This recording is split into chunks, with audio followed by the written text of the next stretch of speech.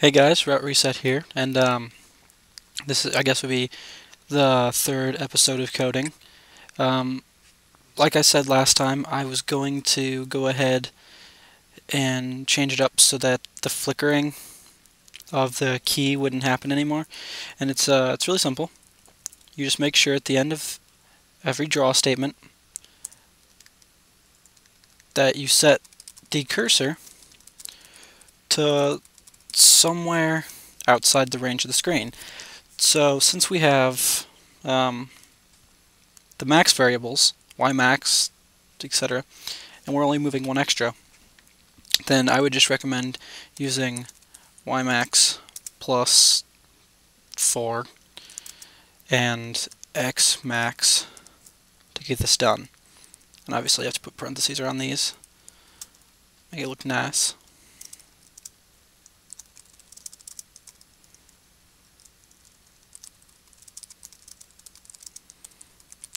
And since this is two different threads entirely, sometimes you will hit and it will fall, say, like right there, but that'll be for 40 milliseconds before it flips back to this and adjusts. So quite often this is going to keep you from seeing that flickering. I mean, it's not a perfect system. I mean, I am keeping this asynchronous. Not really worried about it too much. It is a roguelike. People expect these kinds of things. And I have a poll on my website, which is the routereset.phpnet.us. And that poll, I had a couple of different things. I let you guys choose to see what goes into the next video, and what ended up winning was randomized quests, which I think is pretty neat because I've never done something like randomized quests before. So I'm gonna go ahead and instance everything I'm going to need.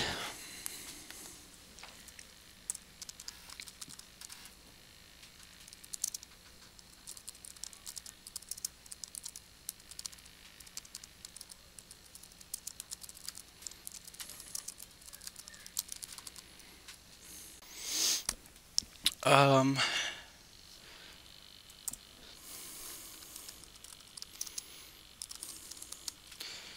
going to go ahead and give item lists, which is pretty nice, so we can fully add items like swords, shields, all of those. And that's it for this portion.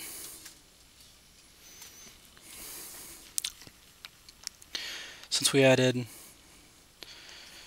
that, I will need to add the new classes. Hang on just a second. Alrighty.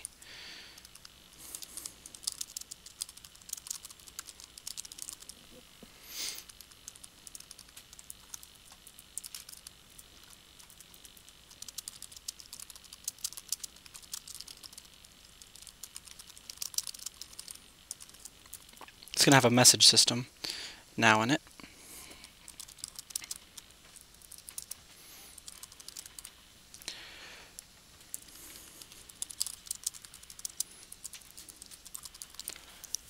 Can only appear for so long and then it goes away. Unless you want to make it key-based, but I'm not doing that right now. Wow.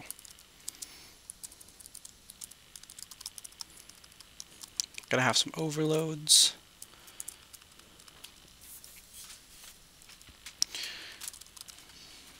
Just for good measure.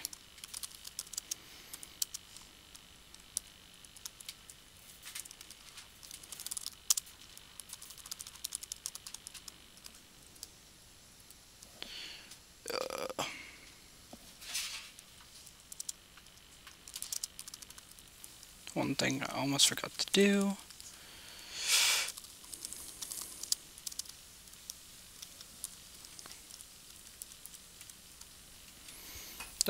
75 would be equivalent to almost 3 seconds, because I have this.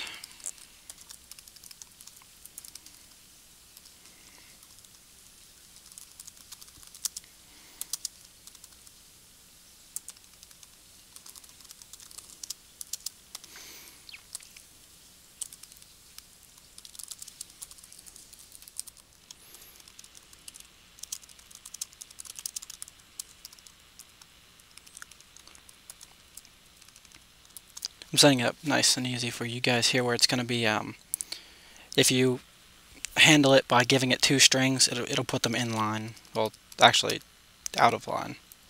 So you can have up to 3 line message boxes at once, because 1 line, working with just 1 line isn't very nice. And this also depends on, by giving you this, you can also, instead of having a system where it changes it for you, you can now decide how large a message box is in the unstring. You don't really have to do much. And the same thing here, guys. Except now, we're going to add new line statements. These are new line escape keys, which means, obviously, the next line. Basically the same as hitting enter in a chat box. Same speech time. You can obviously change these up. You could give it more options. Like, you could say, like, say if you send an integer with it by putting, like, integer I here, and you don't even have to check it, you could just put, like, this one would be, like, 85 or 86 there, because somehow I typed that wrong. And I'll give you a little bit more time if you wanted it.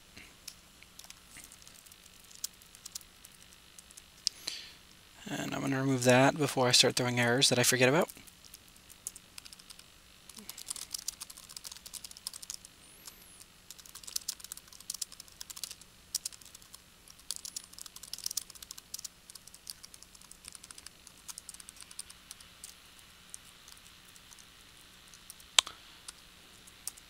There we go. And same thing.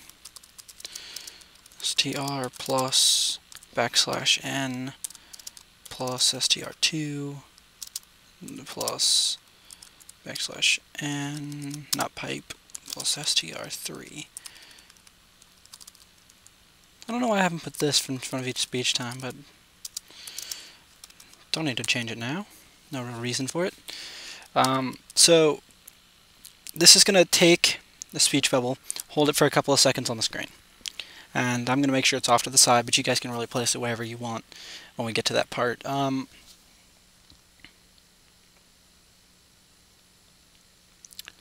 I guess next we're going to have to get started on Quest Giver, which is the next class. Be right here.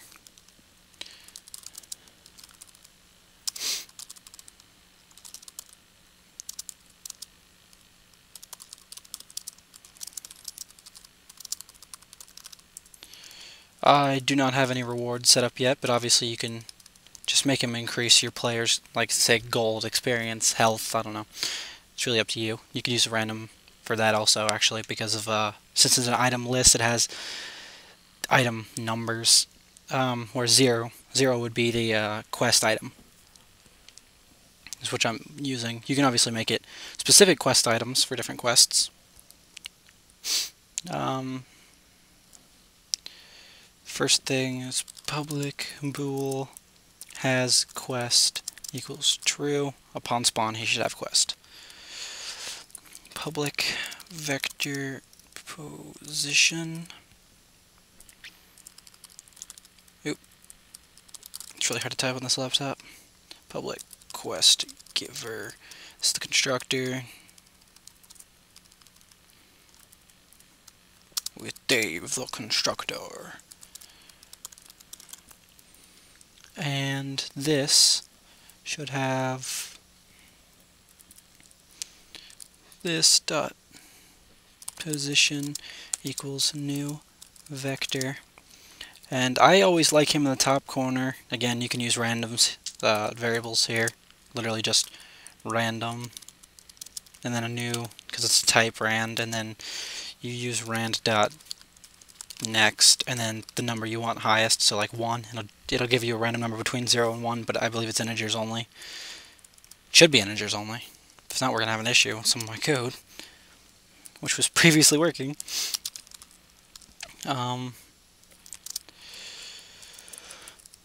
Spawns on the far side of the map. There we go. That's all I need in here. Well, for the constructor. Then I'll have this, which is make quest, because you can always make another quest. It's actually got another part. And then here it is, actually in use. Random rand semicolon rand equals new random.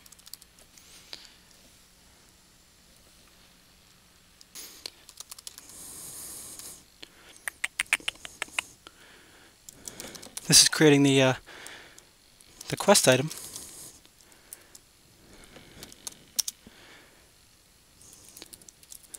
for you to retrieve.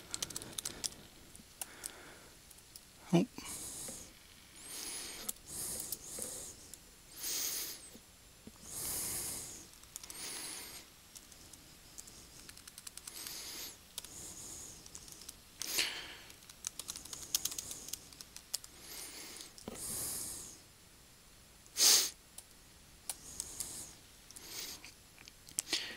And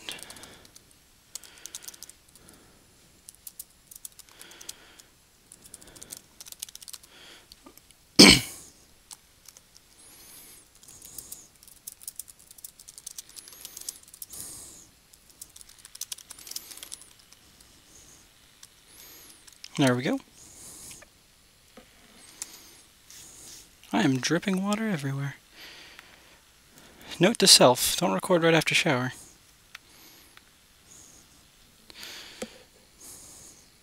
And then our last item, public class item.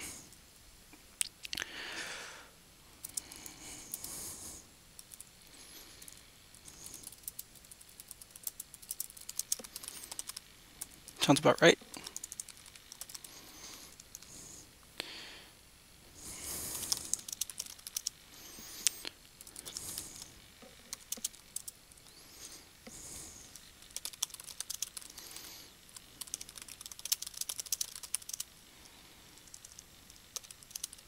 There we go. Also need the position.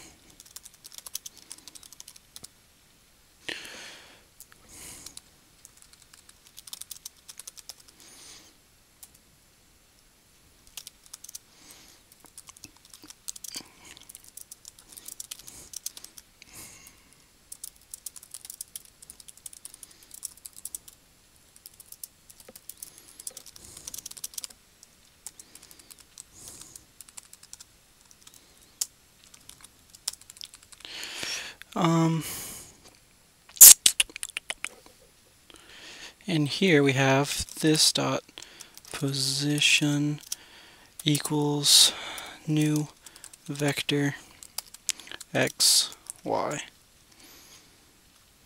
Set it to where it should be.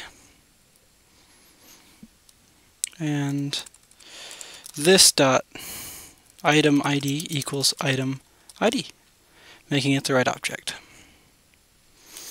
And that's all for that part. And down on to initialize, here we are. We need to make the rest of the objects.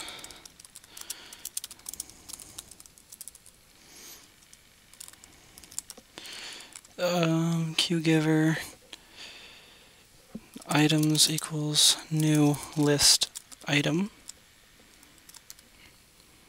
and speech bubble equals new speech bubble. Alrighty guys, we're pretty much out of time now for this video. I like to keep them 15-minute shorts. So I will go ahead and finish this up in the next one. There's only a couple more lines, a couple more pieces of logic. So see you guys next time.